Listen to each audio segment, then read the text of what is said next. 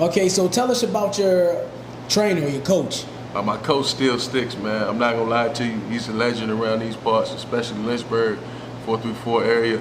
I met him through a guy that I started off training with, and he actually brought me to him because he wasn't really doing MMA no more. So when I met Coach Still Sticks, we sparred the first time. I'm not gonna lie to you. I'm gonna be honest with you. He beat the brakes off me. I'm not gonna lie. But it was a learning experience for me. But yeah, my coach Still Sticks, man. Like, he's a great coach. I'm not gonna put him down or none of that. He took me in. This other guy I was training with, starting with MMA, he couldn't do it no more, so he brought me to my coach Still Sticks, and he's a legendary coach. I'm not gonna lie to you, man. He can teach a rat how to fight his way out of a mousetrap. That's just how good he is. Like, I trained with him for a year, and I had my first fight, and I won my first fight. Not only did I win my first fight, I beat a teacher of 16 years. And he also took 6 years off from MMA, and that wasn't his first fight. So those credentials go a lot to my coach Still Sticks. Like, I wouldn't be here without him. I wouldn't be going fast, raising levels like I am without him. Like, he taught me a lot, and he still got my respect to the end of time. Like, without him, I would not be here. Especially him teaching me Muay Thai, teaching me the mental concepts and the spirituality behind it, and that's how I carry myself. So much shout out to him, man. Right. Okay. Now, what was your first experience like when you sparred with him? My first experience sparring with that man, oh man, look, if you ever talk to him, he's gonna say his story. Like, I laughed at him, but this is the real story. Y'all getting this right here on the camera, fresh out of the press. All right. So I came in from the first guy that introduced me to him. And he said, I got a surprise for you today. We gonna go spar, go spar Still Sticks. So I said, all right, cool. So I walked in here, and I promise we were talking, we was having a good time. It was a mutual joke said, and we all laughed. But still to this day, he thought I laughed at him. Because I'm not gonna lie, my coach, he's tall, he's skinny, you know what I'm saying? He's not as big as me, but he thought I laughed at him because he was like, oh, he's a tall, skinny guy, like I'm about to beat the brakes off him. I was wrong. We actually did 4 rounds, and I quit like halfway through the 4th round. I'm not gonna lie, my head was hurting too much. I was tired, but from then on, like I devoted every time in here to train. Like, we spar again, I'm gonna show you how much I'm improving. I'm gonna show you where I'm going with it. I'm gonna show you my skills, and that's my goal, to challenge you each time. As you being my teacher, as me being a student, I'm gonna let you know that your system works by me showing you that I get better, and me catching you with something different. You not catching me with the same stuff you caught me with. All right. Now, so would you happen to say you maybe underestimated him a little bit? Or did you, not maybe underestimate, but did you just kind of assume that, this guy's too skinny for me? Like, you probably, because sometimes you may not ever doubt somebody's skill, but you might be like, nah, there's no way, But I would say, yeah, I ain't gonna lie, I did low-key underestimate him. The only thing I was just thinking about, like, he's a little bit more taller than me. He's like 6'6", so I'm like, so the reach. But I said, as far as power, I'm not even worried about that. Like, he ain't gonna hit me like that, you know what I'm saying? But at the end of the day, we went, and he hit me like that. I'm not gonna lie to you. He hit me quite often than regular. I had mad holes in my defense, but my defense got a lot better. But he beat me. I'll tell anybody to this day. My coach beat the brakes off me the first time. We went 4 rounds. I hit him a couple times, but he hit me a lot more than I hit him. So, but it was a learning experience, though. I needed that, Okay. Now, what is your fighting style, or your style of fighting? My style of fighting, Muay Thai, honestly. I practice Muay Thai. I love Muay Thai. I'm a Muay Thai practitioner. I love the art form of it. I love where it comes from. I love what it stands for. I love the history of it. And it fits me. It fits my body type. It fits my personality. It fits my spirituality just greatly. You know what I'm saying? Muay Thai is built for an aggressive person. I'm an aggressive person in most cases. Now, I can be relaxed and reserved, but in most cases, I'm an aggressive person. Okay. And Muay Thai teaches you to seek and destroy. Like, when you're fighting, so like you get hit hard, Muay Thai teaches you not to back up, like, oh, I'm hurt. No, I'm gonna keep going forward. I'm gonna keep chucking forward, and we just the best man gonna win. Like, I wanted more. You can hit me with your best shot, but I'm gonna hit you 2, 3, 4, 5 times more harder than you hit me. That's what Muay Thai teaches me, and I love it. Right. Okay. Now, so I'm assuming I'm not really too familiar with how MMA and kickboxing works. I mean, I play the little games, on the UFC, on the Xbox and PlayStation. So I'm assuming your trainer is also on Muay Thai as well? Yeah, he does Muay Thai. That's his art form.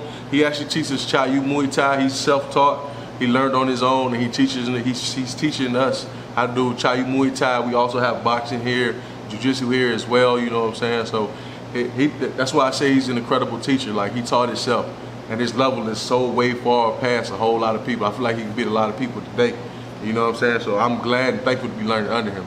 Right. Okay, so tell us about your first fight. Woo. What? All right. I mean, from how the fight was booked to, you know, everything. Like, the first experience in that ring. The fight was booked pretty much like off of Facebook. Like, it's a group on Facebook I'm a part of for promoters, fighters, and coaches. Like, it's a whole lot of people in there. And pretty much you just put your height, your size, your weight class, where you're from, what you're fighting, all that, what kind of fight you're looking for. And promoters will contact you to help set up a fight.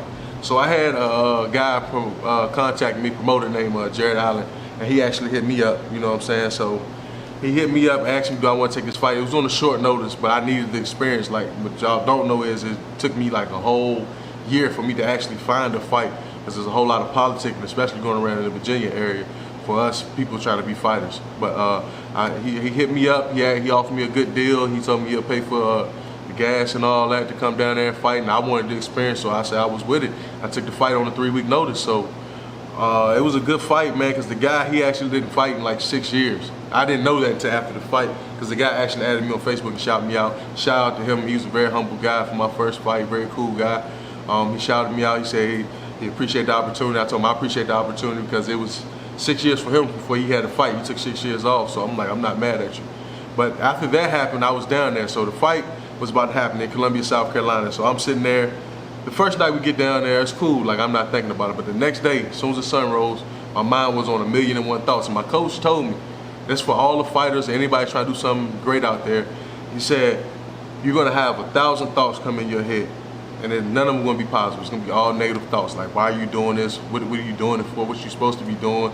And I kid you not, I had all the thoughts coming in my head. I felt like Samurai Jack off the cartoon, like I'm fighting 100 little dark evil people right now, 100 little dark evil thoughts, like, yo, you're not gonna do it, what you doing this for? You ain't supposed to be down here, you gonna get hit and drop, this, that, and the third. Yeah, like crazy, like it was way different than a football game or any other sport I ever played. Like, it was like, it's just you. And so when we get into the cage, we walking in, the music playing, the crowd cheered a little bit. I was like, okay, they cheered for me a little bit. They cheered for him a lot because it was in his backyard.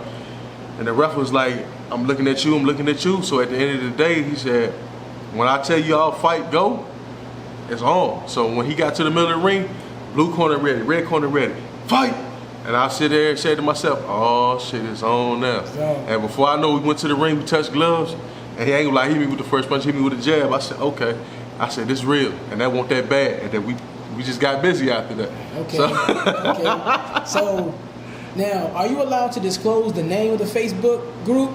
I actually don't have that on me right now, but I can actually get it to you. Maybe you can put it in your link and put it up there, you know what I'm saying? Okay. Because I don't remember the name off top, but I can actually, one of them, it's two of them actually. One of them is Serious Fighters Only. If y'all want to get down, just go ahead on Facebook and try to add the group, and somebody will add you, so. Okay. And so, what was the name of your first opponent? My first opponent, his name was Lance Adams. He's a great guy. Shout out to him. We won all 3 rounds. He's out of South Carolina. He's a cop down there. Talk to him. He's pretty much a cool dude. I know he's probably for the community. Does a lot of work in there. So he was a cool dude, man. Very respected. Okay. And so, somebody who's unfamiliar as far as, like, you know, I've seen like the UFC fights, like, you know, Conor McGregor. Yeah. And what's the St. Pierre guy's name? George St. Pierre. George St. Pierre, yeah. And you know, like Anderson Silva, yeah. and Nate Diaz. I've seen some of those. Now, how long are the rounds? And I guess, how long was your battle? Okay, well, kickboxing, it varies. So, if you're gonna do a championship fight, depends on what promotion you're on and all that. Promotion I was on in South Carolina, we did 3 2-minute rounds, which wasn't bad at all. Okay. You know what I'm saying? So I'm not mad at that at all. It was, to me, it was pretty easy. Like 3 2-minute rounds, we do at least 1 3-minute round on the timer here where we work out at. So 3 2-minute rounds was nothing. Now, if you go up higher up as you go pro and stuff like that, in a higher promotion, you'll get 1 to 5 rounds. And if it's a championship fight, you're doing 5 rounds. MMA, the same thing. Championship fight, you're doing like 5 5-minute rounds. Okay. But MMA, if you're doing just like a regular fight and it's not a championship fight, you're doing 3 5-minute rounds. So I mean, it's not bad, but it's a lot to get conditioned for, a lot to work out for, and I mean, I'm not gonna lie, I enjoy it. It's a lot of pain, but you gotta find fun in the pain and being uncomfortable. Right. Okay. So you said he hit you with that first jab, right? Yeah, man. It kind of caught you off guard. He caught me off guard. It was quick. Right. Okay. So So the 2 minutes that you're in the ring for the round, how long does it actually feel? Honestly, feels like about 20, 30 minutes. I'm not gonna lie to you, man. Like, it feels like the time is really going by super, super slow. You know how you be back in elementary school and kids be playing like 1, 2. I mean, it just felt like that. Like it was going super, super like you slow. constantly looking at the clock and see just like. But see, the thing is, you can't see the clock, and most people don't know that. Oh, really? You can't, and then your corner cannot tell you the time. Only time you know what time it is when somebody smack on the mat. That means it's 10 seconds left. Really? Yes. I didn't know that because, you know, video games, you see the time, and on TV. In the real fight, you can't see it, man. And I've never actually been to any type of professional bout at all. Kickboxing or anything. So, okay. That's actually interesting. Yeah, man. Thank you for sharing that with me. No problem, man. Okay. So you can see who taps the mat? The referee or like somebody on the side? Or? The timer guy taps the mat. The referee, he be in the ring. And then your corner also will tap the mat once they hear the ref. Okay. Not the ref, but the timer judge tap the mat and they let you know you got 10 seconds left. Right. Another fun fact I didn't know is when you're doing fights and stuff like that, the camera actually follows the person who's winning the round. Really? Yes, I didn't know that until my coach told me that after the fight. So the camera actually follows. If it's a camera on the person doing the in between the rounds, that means that person is winning the rounds. I did not know that until after the fight. Wow. Okay, that's interesting. Okay, so when you guys came to the ring, you had entrance music. Yeah. Everything. So what was who did you have playing? Well, see, the DJ messed up my song, right? Oh. You know what I'm saying? I wanted that PT Cruiser, my boy Pastor Troy. You know, I had to get right. You know what I'm saying? But he put on my boy Young Dolph, so I like Dolph anyway. He put on that preach, so I had to ride with it, man. Okay. Made you feel kind of good. Yeah, so man. Every fight, like, do you plan on changing your interest song? Oh yeah, man, definitely, man. I'll change my song depending on matching the mood of the fight, the mood of the circumstance, what I'm about to go do, and how I'm feeling throughout the whole training camp. I'll be like, all right, this is how I'm feeling, this is a song I'm rocking with. But my favorite song, though, I'm going to give it to you, that I may have planned to come out to either my next fight, is The Game, Ali Boombaye. I just love that song. Yeah, that's just my song, man. That beat just does something to me. Yeah. That was actually a good album, too. Yeah. It was a great album. And he had this song, Freedom with Elijah Blake. Yeah. And he had that Pray with J. Cole. Oh, yeah. He put out a dope album, man. He had Celebration on there with Crazy Bone and all them, too. So I remember. And he had a song with Fabulous and Lil Wayne. Yeah. That was Jesus Piece, right? Oh, yeah. That's the whole album, Jesus Piece. Like, Yeah, that whole album dope, man. I played it a lot. It's just been a while. Yeah. Okay, yeah. I'm gonna have to go get on Apple Music and listen to it. See, man, I'm like an old school guy when it comes to like music, working out music. Right. I mainly listen to like pre-2010 era, early 2000s, late 90s, mid 90s music. Like, because honestly, to me, the beats and the melodies of the music help me work out and find the rhythm. Fighting to me is all the rhythm. You know what I'm saying? So I listen to a whole lot of New York, early down south, all that. You know, I mean, we're from Virginia, we in between, so we get the best of both worlds. Reggae, I listen to that too. So finding different rhythms, different movements, and different paces. So. Okay.